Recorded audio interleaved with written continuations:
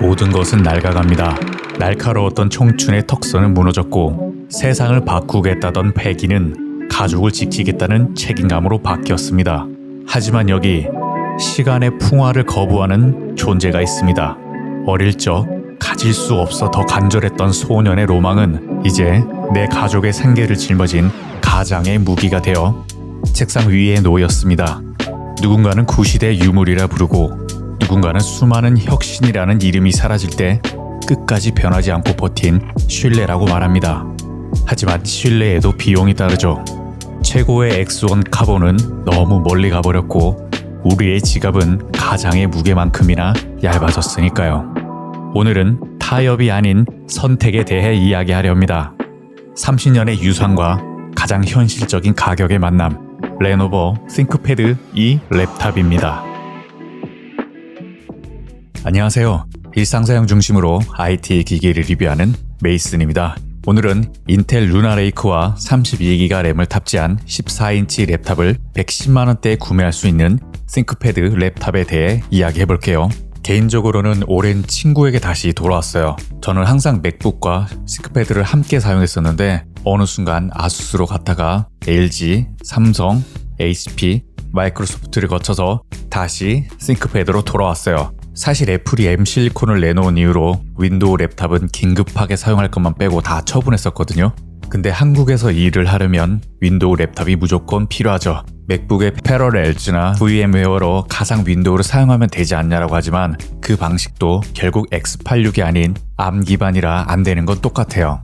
30년 동안이나 변하지 않은 싱크패드가 레노버로 인수되고 짱깨 패드라고 불리긴 하는데 사실 90년대 IBM 도쿄 연구소와 독일 디자이너 리처드 사퍼의 협업으로 만들어졌어요. 이 디자인은 일본의 전통 도시락을 모티브로 했고 우리가 보고 모두 다르게 느끼겠지만 열어보기 전까지는 그 본질이 드러나지 않는다는 디자인 컨셉을 담고 있어요. 30년 동안 디자인을 유지하고 있다는 게 제 개인적인 생각은 오만하다고 생각하기도 하는데요. 물건을 파는 행위가 예술 행위는 아니잖아요. 시대가 원하고 소비자가 원하는 요소는 변화하고 바뀌는데 진화를 해야죠. 이걸 고집스럽게 유지한다는 건 결코 좋은 시그널이 아닌데 이렇게 싱크패드 디자인을 유지할 수 있다는 건 그만큼 신뢰를 주는 고정층이 있다거나 완성도 자체가 이미 높다는 반증이기도 해요.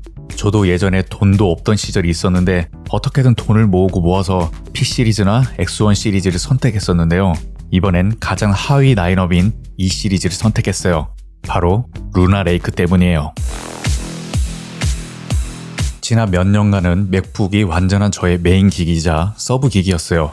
애플 실리콘이 보여준 충격적인 전성비 때문인데요. 성능은 차고 넘치는데 펜은 돌지도 않고 본체는 차갑기만 하고 배터리는 하루 종일 가니까요. 무엇보다 16인치 이하 랩탑을 고를 땐 무릎 위에 올려놓았을 때 불쾌한 열감이 느껴지지 않는 랩탑을 그동안 원했었거든요. 그런데 이걸 보곤 추락하던 인텔이 칼을 갈고 새 판을 짰어요. 코드명 루나 레이크는 인텔의 자존심이었던 자체 공정을 포기하고 경쟁자인 애플이 사용하는 TSMC 3나노 공정을 선택했어요. 여기서 인텔 역사상 처음으로 메모리를 칩 바로 옆에 붙이는 MOP 방식을 도입했어요. 이건 단순한 변화가 아니라 기존 링버스 구조를 버리고 저전력 섬을 만들어서 전력 효율을 맥북의 M2 수준까지 끌어올린 거죠. 거짓말 조금 못해서 드디어 윈도우 랩탑에서도 맥북의 쾌적함을 누릴 수 있는 새 시대가 열린 거예요. 근데 루나 레이크는 끝물이니까 다음 시리즈를 기다리면 되지 않냐라고 물으실 거예요. 하지만 제 생각은 달라요. 지금이 아니면 이 변종 명기를 못 만날 수 있다라고 생각했어요. 들리는 루머에 따르면 루나 레이크의 후속인 펜서 라이크는 다시 기존의 고성능 H 시리즈의 DNA로 회귀할 수도 있다고 해요. 다시 말해서 배터리와 발열을 극단적으로 제어한 효율성보단 다시 성능에 집중할 가능성이 높다는 거죠. 저처럼 무릎 위에 차가운 쾌적함을 1순위로 꼽는 사람에겐 루나 레이크가 전무후무한 마스터피스가 될 수도 있다는 뜻이에요. 게다가 메모리 시장도 심상치 않아요. 제가 지난 아이폰 리뷰에서도 경고했듯이 D램 가격 폭등이 예상된다고 했는데 이제 언론에서도 이 이야기를 다루고 있죠. 펜서 레이크의 가격도 오르고 램 가격도 크게 오를 것 같아서 이렇게 미리 구매하게 된 거예요. 정작 문제는 가격과 옵션질이었어요. 루나 레이크는 구조적으로 램 교체가 불가능해요. 처음 구매할 때 용량을 결정해야 되는 방식이기 때문이고, 루나레이크가 내장 그래픽과 NPU가 램을 공유하기 때문에 16기가 램은 자칫 빠듯할 수 있어요. 쉽게 말하면 다른 인텔 CPU와는 다르게 상주에서 가져가는 램의 크기가 더 많다는 거예요. 그렇다면 적어도 3년은 사용할 거라고 생각하면 램을 32기가는 선택을 해야 된다는 결과가 나오죠. 그런데 제조사들은 이 점을 이용해요. 얼마 전까지 32기가 램을 선택하려면 무조건 더 비싼 울트라 7 상위 CPU로 구매했어야 하거든요. 그러면 가격이 200만 원이 훌쩍 넘어가요. 어쩌다 228V 32기가 기성품이 있다고 하더라도 거의 200만 원에 근접한 가격이에요. 저는 진짜 잠깐 사용할 비즈니스용이 필요한 건데 램 하나 때문에 수십만 원을 더 태워야 한다는 상황에 망설였거든요. 게다가 울트라 7으로 간다고 해도 크게 성능이 올라가지도 않고 발열과 배터리 수명이 더 줄어들 거거든요. 근데 싱크패드는 고맙게도 32기가 램만 올릴 수 있는 울트라 5 228V 모델로 CTO 주문을 할 수 있는 뒷문을 열어놨더라고요. 가격은 110만 원대고 할인이나 행사, 옵션에 따라 더 세이브할 수 있어요. 이 인텔 울트라 5 228V 모델은 하이퍼 스레딩을 빼고 4개의 P코어와 4개의 E코어를 가졌는데 이번 스카이몬드 E코어의 성능 향상이 비약적이라 기존 저전력 CPU와는 차원이 다른 빠릿함을 보여줘요. 물론 성능을 중시하는 분들이라면 부족하다고 느끼실 거예요. 간단하게 벤치마크 점수를 비교해 볼게요. 딕벤치 6 싱글코어 점수는 루나레이크 228V 약 2600점, 울트라 7 258V는 약 2800점, 에로레이크 울트라 5 245H는 약 3000점, 울트라 7 265H는 약 3100점이에요. 멀티 점수는 차례대로 약 1000점, 11300점, 13500점, 16000점이에요. 시네벤치 R23 싱글 점수는 차례대로 약 1750점, 1950점, 2000점, 2150점이에요. 멀티 점수는 순서대로 약 9500점, 1500점, 14000점, 18000점이에요. 루나레이크 울트라 5와 7의 성능 차이는 5% 미만인데 가격은 30만 원이 더 비싸요. 7이 발열도 더 높아서 배터리 타임도 더 짧은데 그래서 울트라 5 모델 구입이 합리적이라는 거예요. 에로레이크의 경우 확실히 성능 면에서는 높지만 다시 팬소음과 발열이 부활해서 속도는 높아졌지만 무릎 위에서 사용하거나 오랜 배터리 시간을 가져가는 쾌적함과는 거리가 멀어졌어요. 이러한 이유로 지금 이 변종 명기인 루나레이크를 잡아야 할 골든 타임이라고 생각하고 싱크패드를 주문했어요. 맥북도 마찬가지지만 CTO 주문을 했을 때 안 좋은 점은 오래 기다릴 수 있다는 것과 유통사의 프로모션을 못 받아서 할인을 못 받을 확률이 있다는 거예요. 그 외에는 CTO 주문이 자신에게 맞는 최적의 제품을 선택하는 거죠. 저의 경우 할인도 충분히 받았고 제가 원하는 옵션으로 대부분 변경했어요. 가격적인 측면에선 제가 구매할 때보다 지금 불프 기간이기도 해서 더 저렴하게 구매할 수 있을 거예요. 문제는 배송인데 제가 구매할 때 예상 배송 기간이 무려 12월 말에서 1월 초였어요. 이 때문에 고민을 했지만 그냥 잊어먹고 있으려고 구매했는데 예상과는 다르게 2주 만에 배송을 받았어요. 모두가 이런 건 아니고 줄어드는 경우가 많으니 너무 쫄지 않으셔도 돼요. 그럼 제가 선택한 옵션을 함께 보면서 이야기를 해볼게요. 레노버 홈페이지에 들어가셔서 노트북 카테고리에 들어가 보세요. 그럼 좌측에 내가 원하는 옵션을 선택할 수가 있죠. 인텔 코어 울트라 5와 14인치를 선택해주세요. 아래 싱크패드 E 시리즈를 선택하고 아래로 내려보면 마지막 부분에 커스터마이징 PC가 있죠. 이것까지 선택을 하면 제품이 아마 2개가 나올 거예요. 더보기를 눌러보시면 인텔 U 시리즈와 V 시리즈가 나오는데 우린 루나레이크를 선택해야 되기 때문에 V 시리즈의 주문 제작으로 들어가세요. 처음에 CPU를 선택할 수 있는데 울트라 5 중에 램을 32기가로 사용할 수 있는 건 228V 뿐이기 때문에 선택을 해주시고요. 어차피 SSD는 바꿀 거라 운영체제는 제외해도 돼요. 그러면 16만 8천 원이 빠지죠. 이 시리즈는 다양하게 주문 제작이 안 되기 때문에 계속 내려갈게요. 그럼 가장 중요하다고 볼 수 있는 디스플레이 패널을 선택할 수 있어요. 마이너스 84,000원짜리 패널은 진짜 저질 패널이라고 보시면 되고요. 사무용으로도 굳이 사용하시지 않는 걸 권해드려요. 그리고 36,000원이면 훨씬 좋은 패널을 선택할 수 있어요. 다시 내려가면 15,000원짜리 지문 리더기가 있는데 이것도 넣어주시고요. 아래쪽에 12,000원짜리 64Wc 배터리도 선택해주세요. 3셀 48Wc와 4셀 64Wc는 실사용 시 굉장히 큰 사용시간뿐만 아니라 3셀은 배터리 수명도 짧기 때문에 반드시 바꾸셔야 돼요. 저는 할인 기간이 아니라서 120만원대에 구매를 했는데 지금 총 116만원이 나오고 학생 할인이나 비즈니스 할인을 하면 좀 더 저렴하게 구매하실 수 있을 거예요.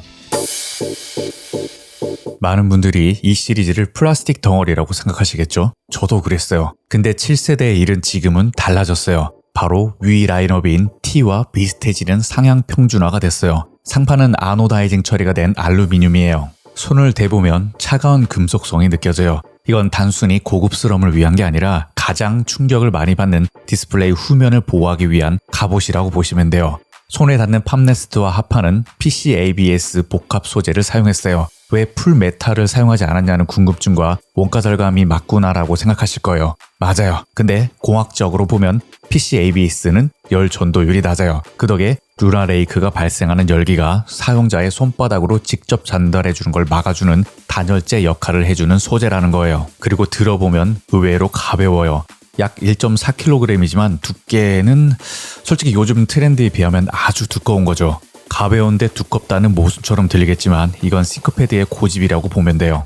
다른 라인업을 보면 알겠지만 얇게 만들 기술이 없어서가 아니죠. RJ45 유선 램 포트, HDMI 풀사이즈, USB-A 포트 같은 비즈니스 환경에서 허브 같은 걸 주렁주렁 매달지 않게 하기 위한 포트의 생존 공간을 확보한 거예요. 또 이 넉넉한 내부 공간은 발열을 시키는 데 있어서 얇은 랩탑보다 훨씬 유리한 열 용량을 제공해요. 트렌드와 단지 무엇을 위해 기능을 희생하지 않는 거, 이게 싱크패드가 가진 두께의 의미예요. 이제 싱크패드의 심장, 트랙 포인트, 일명 빨콩 이야기를 안 할 수가 없어요. 1992년 산업 디자인 리처드 사포와 IBM의 테드 셀커 박사가 만든 이 붉은 점은 입력 장치의 한 획을 그은 건 사실이에요. 애플의 멀티 터치 트랙패드가 나오기 전까진 지구상에서 가장 완벽한 포인팅 디바이스였어요. 이유는 단순해요. 손을 홈 로우 키보드 자리에서 떼지 말아라는 모토 때문이에요. 마우스나 트랙패드를 사용하려면 손이 키보드를 떠나야 하죠.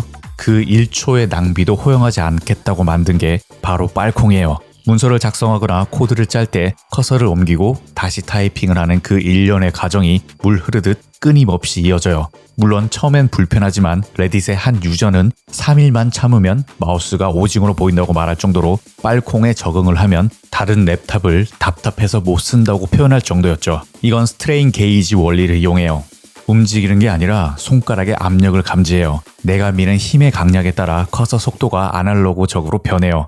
마치 내 신경이 화면 속에 연결된 듯한 일체감이 한번 뇌에 이 감각을 학습시키면 그 뒤로는 헤어나올 수 없는 중독이 되는 거죠. 저도 마찬가지였는데 저는 빨콩도 빨콩이지만 진짜 좋아하는 게 트랙패드 상단에 위치한 3개의 물리 버튼이에요. 요즘 랩탑은 매끈한 디자인을 위해 버튼을 트랙패드 안으로 숨기고 있고 자동차도 아날로그 버튼을 전부 태블릿 안으로 숨기고 있어요. 숨기는 건 좋은데 필수적인 키들은 반드시 아날로그 방식이어야 된다고 저는 생각하거든요. 싱크패드가 더 투박하게 보이게 만드는 이 키는 구조적 인체공학 때문에 존재해요. 검지로 빨콩을 조종하면서 자연스럽게 엄지가 닿는 위치에 확실한 클릭감을 인지하게 해줘요. 터치패드를 탭할 때의 그 모호함이 없이 내가 지금 클릭했다는 명확한 신호를 손끝에 전달해요. 절대 오작동이 있을 수 없다는 거죠. 버튼도 버튼이지만 가운데 힐 버튼도 물건인 게 이 버튼을 누른 채 빨콩을 위아래로 밀면 마우스 휠 스크롤 기능을 대체할 수 있어요. 엑셀 수천 행을 내릴 때 이 조합만큼 빠르고 편한 스크롤링이 존재하지 않는다고 생각해요. 이 빨콩과 3가지 버튼 시스템을 써보면 알게 될 거예요. 단순히 구시대의 유물이 아니라 진짜 이를 위한 설계란걸요. 랩탑을 고를 때 우리는 CPU 클럭이나 화면 해상도는 따지지만 정작 하루 종일 내 손 끝에 맞닿는 키보드는 소홀하게 생각을 해요. 하지만 개발자, 작가, 그리고 수많은 비즈니스맨들이 30년 넘게 싱크패드를 고집하는 이유 중 하나가 키보드 때문일 거예요. 이건 단순한 입력 장치가 아니라 생각의 리듬을 끊지 않게 도와주는 악기로 표현할 수 있기 때문이에요. 먼저 키캡 모양을 보면 평평한 사각형이 아니에요. 키캡의 하단이 둥글게 처리된 일명 스마일 쉐입이에요. 이 미세한 곡선에는 2가지 공학적 의도가 숨어 있어요. 첫 번째는 손가락 유도예요. 중앙이 오목하게 파여 있어서 손가락 끝이 자연스럽게 키 중앙에 안착하도록 도와줘요. 두 번째는 간섭 배제예요. 키 사이를 빠르게 오갈 때 사각형 키캡은 모서리에 손가락이 걸릴 수도 있어요. 하지만 둥근 하단부는 손가락이 미끄러진 듯 다음 키로 이동하게 해줘요. 오타율을 줄이고 타자 속도를 높이는 데 바로 이런 비밀이 있었던 거죠. 요즘 랩탑들은 얇음을 위해 키감을 희생해요. 마치 유리판을 두드린 듯한 얇은 깊이감 0.8에서 1mm가 대세가 됐죠. 하지만 싱크패드 E 시리즈는 역설적이게도 이 녀석의 투박한 두께가 여기서 빛을 발휘해요. 공간에 여유가 있기 때문에 싱크패드 고유의 1.5 트래블 디스턴스를 온전히 확보했어요. 심지어 상위 라인업인 X1 카본문조차 얇아지면서 키감이 예전 같지 않다는 평을 듣는 지금 보급형 E 시리즈가 오히려 과거의 쫀득한 맛을 가장 잘 보존하고 있다는 평가를 받고 있어요. 손가락에 호공을 치는 게 아니라 확실하게 눌렀다는 감각을 뇌에 전달해요. 싱크패드 타건감을 흔히들 쫀득하다고 표현을 해요. 이 쫀득함의 실체는 뭘까요? 바로 독특한 포스 커브에 있어요. 일반적인 멤브레인이나 펜트그래프를 누를 때는 힘이 선형적으로 들어가요. 하지만 싱크패드의 러버돔은 초반에 강한 저항을 줘요. 그러다 인계점이 넘는 순간 저항이 툭 하고 사라지며 바닥까지 순식간에 떨어져 버려요. 버티다가 순식간에 함락되는 쾌감. 이 확실한 구분감 덕분에 우리는 바닥을 굳이 세게 때리지 않아도 입력이 됐음을 인지해요. 이게 바로 장시간 타이핑을 해도 손가락 관절이 아프지 않은 이유인 구름타법이 가능한 이유예요. 마지막으로 간과하기 쉬운 것, 바로 지지력이에요. 키보드 아래에는 튼튼한 보강판이 받치고 있어요. 타건식 키보드판 자체가 꿀렁거리거나 텅텅거리는 통울림이 느껴진다면 그건 좋은 키보드가 아니에요. 싱크패드 E14는 단단해요. 강하게 엔터키를 때려도 묵직하게 충격을 흡수해요. 찰찰거리는 소음 대신 뚜걱뚜걱거리는 저음의 타건음. 이 소리는 신경을 날카롭게 만드는 소리가 아니라 일하는 심장을 뛰게 하는 비트처럼 들려요.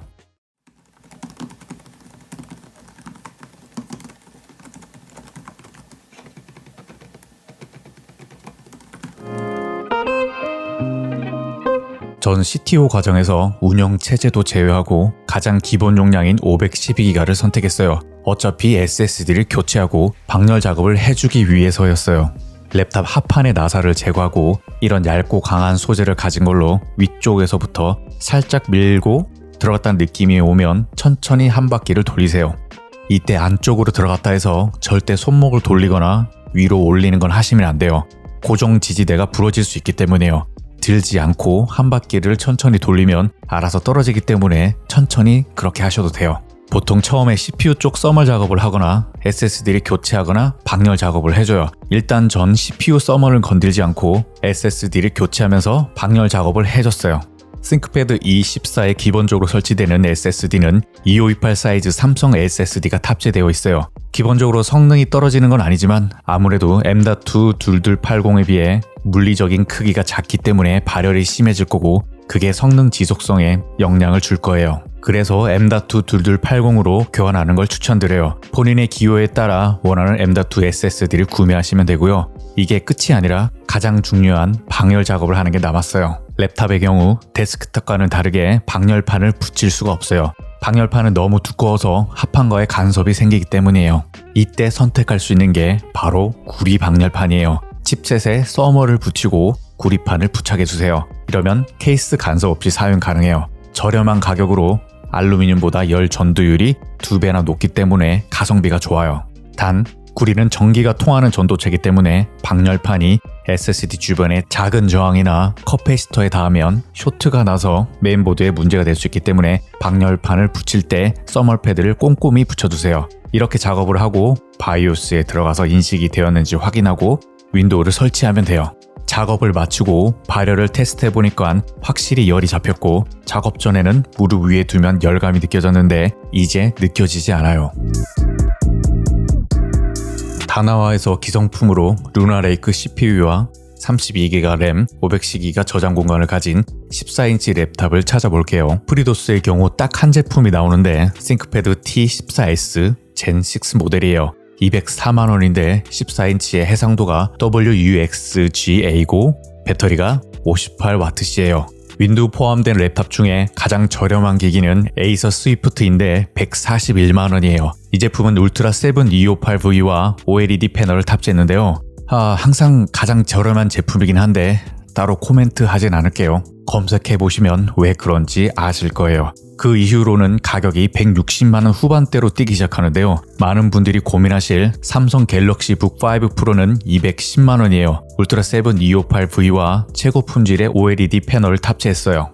제 생각엔 90만원을 더 지불하고 구매하는 게 더 나으신 분들은 잦은 고장으로 AS에 자주 가야 된다거나 갤럭시와 연동이 중요하신 분들은 구매하시는 게 좋으실 것 같아요. 그런데 고성능 작업을 하기 위해선 사용하기 어려우실 거예요. 그리고 가장 최고가는 싱크패드 X1 카본 젠 13세대 모델이에요. 이 제품도 울트라 7 258V에 OLED가 탑재됐어요. 예전 같으면 넥스1 카본에 욕심이 갔겠지만 가격을 보면 바로 욕심을 적게 되는 가격이죠. 기기 자체로는 참 좋은데 이 가격이면 맥북 프로를 구매하겠죠. 보신 것처럼 루나레이크 기성품은 정말 한계가 있어요. 비즈니스용으로 발열 없이 배터리가 오래가고 저질 디스플레이가 아닌 눈부심 방지가 된 2.8K 400니트 120Hz가 지원되는 LCD 패널이 들어간 랩탑을 구한다면 방법이 없는 거예요. 이런 랩탑을 100만원 초반에 구매할 수 있는 방법은 제가 했던 이 방법밖에 없어요. 사실 이 만남의 시작은 아주 현실적인 이유였어요. 발열이 없는 루나레이크 칩셋을 찾아 헤매다 CTO 주문이라는 방법을 통해 제가 딱 원하는 사양과 가격을 맞출 수 있었으니까요. 하지만 물건을 받아보고 나서야 깨달았어요. 제가 진짜로 원했던 건 스펙 한 줄이 아니라 마음 한구석에 묻어뒀던 소년의 로망을 다시 만난다는 설렘이었다는 걸요. 다시 만난 오랜 친구는 변함이 없었어요. 여전히 투박했고 여전히 묵직했어요. 솔직히 말씀드리면 루나레이크라는 혁신이 아니었다면 굳이 이 친구를 다시 찾지 않았을지도 몰라요. 하지만 덕분에 잊고 있었던 손끝의 감각과 몸이 기억하는 반응을 되찾게 돼서 오랜만에 가슴이 뛰어요. 비록 화려하고 비싼 명품 정장은 아니지만 치열한 일터에서 일할 때만큼은 그 무엇보다도 편하고 든든한 남자의 전투복이 되어줄 거예요. 오늘 제 이야기가 여러분의 잠든 추억을 깨우고 또 현명하고 합리적인 소비를 하는데 작은 도움이 되었길 바랍니다. 지금까지 일상사용 중심으로 IT 기기를 리뷰하는 메이슨이었습니다. 제 영상이 유익하셨다면 구독과 좋아요를 부탁드려요.